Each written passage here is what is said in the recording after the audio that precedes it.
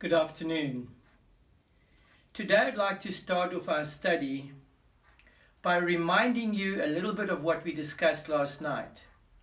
You will recall that in the beginning of Daniel chapter 9, Daniel understood from the prophecies of Jeremiah that the Jewish people, would only be in captivity for 70 years in Babylon.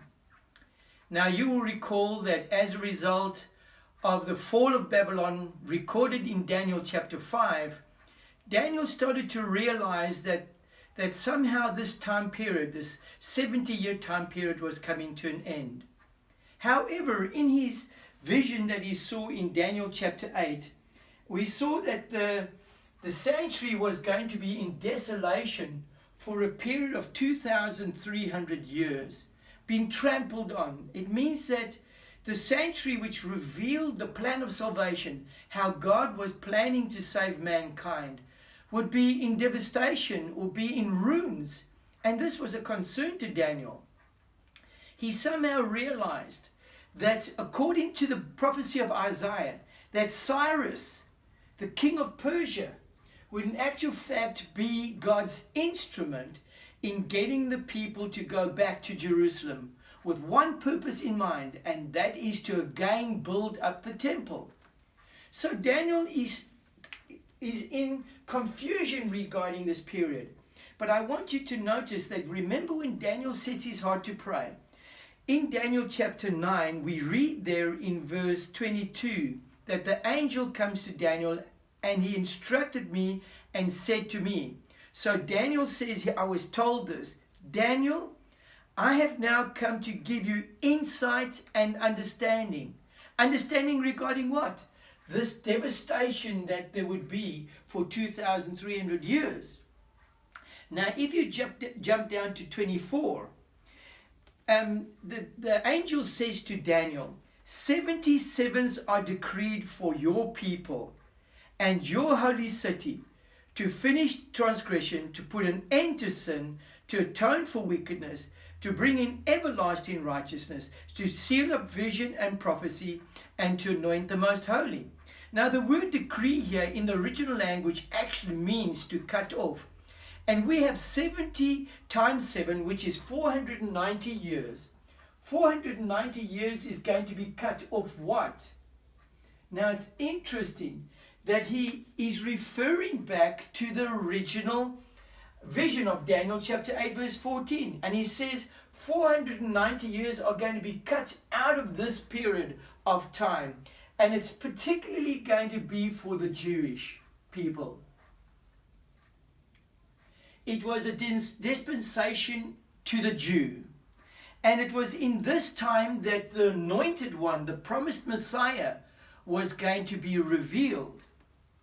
Then we see there that it says in verse 25, know and understand this, from the issuing of the decree to restore and to build Jerusalem until the anointed one. So we find here that he says, know and understand this, from the issuing of the decree. So our attention is drawn here to the prophecy of Jeremiah, that there would be this calling back. And as we said, in Isaiah, Cyrus was going to be that person. Now I want you to notice something that is recorded in the book of Chronicles, 2 Chronicles, and the very last chapter, chapter 36.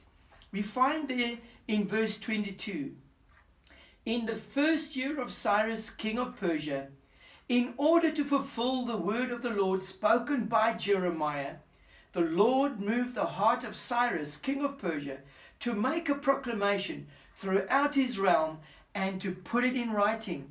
You recall how important it was to put it in writing, because then it cannot be altered. And this was put in writing. The Lord God of heaven has given me all the kingdoms of the earth, and he has appointed me to build a temple for him at Jerusalem in Judea. Any one of his people among you, may the Lord his God be with him, and let him go up. So here we see that we introduced to this understanding that Cyrus had, that he was God's appointed one to build the walls of Jerusalem again. Remember, the walls of Jerusalem and the temple had been broken down in the siege by Nebuchadnezzar, king of Babylon. 70 years later, we have the unfolding of this decree. Now, it's interesting that in the book of Ezra, we find 3 decrees issued. In Ezra chapter 1, Cyrus issues the decree, and it starts in 538 BCE. Now, which decree is going to be valid here? I'm going to show you. In chapter 6 of Ezra, Darius, and this is not Darius the Mede, Darius also issues in agreement with Cyrus that the people should go back to Jerusalem. And his decree is issued in 519 BCE. Now you might be wondering what BCE is. It's actually before Common Era. It's a new way of looking at the time periods. Now in chapter 7, and I want us to go there, it's very interesting that in the book of in Ezra chapter 7, in this whole chapter, we find that Artaxerxes issues a decree in 457 BCE, and it's actually the most important decree because it's the final one. Now, I believe, and so do other historical theologians, believe that Artaxerxes, his decree, in actual fact, is the beginning period of this time period of 2,300 years, of which 490 was to be cut out to the Jews.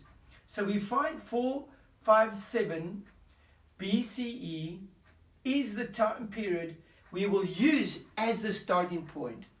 Now, there are 3 reasons why we do this. First of all, it's very clear that this is the last decree issued in the book of Ezra. Secondly, it is the most thorough one. In this particular decree, it wasn't only to build the walls of Jerusalem and to build up the sanctuary, but it was actually to also re-establish the political power of the people of Jerusalem. And then, of course, in verse 27, we find that this is the only decree that mentions God's intervention. And I want to read that there to you. It says there in verse 27 of Ezra chapter 7, "Praise be to the Lord, the God of our fathers, who has put it into the king's heart to bring honor to the house of the Lord in Jerusalem in this way, and who has extended his good favor to me before the king and his advisers and all the king's powerful officials. Because the hand of the Lord my God was on me, I took courage and gathered leading men from Israel to go up with me." So we see here that this Artaxerxes decree has the only place that God is mentioned as the one that has moved them to do what they're doing. So 457 BCE will be our starting point, and I will show you how beautifully prophecy works out and helps us to discover when Jesus Christ, the anointed one, the Messiah, would actually come to planet Earth. May God bless you today, and may you be as excited as I am to find out what's going to happen in our next few studies.